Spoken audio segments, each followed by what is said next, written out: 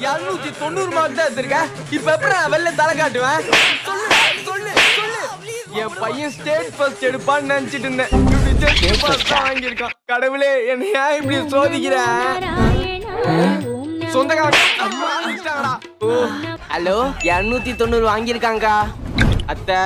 290 தான் எடுத்திருக்கான். பாஸ்லாம் ஆயிட்டானா? மார்க் 290 தான்.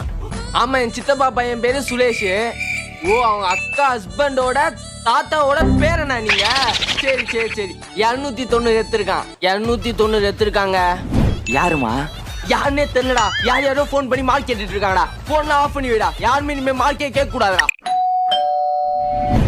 அக்கா, நான் கன்னியாகுமரில இருந்து வரேன். இங்க கணேஷ் மாமா இருக்காருல்ல, அவரோட சித்தப்பா பையன் இப்ப கூட துபாய் போறாரு. அவரோட நிறுத்து.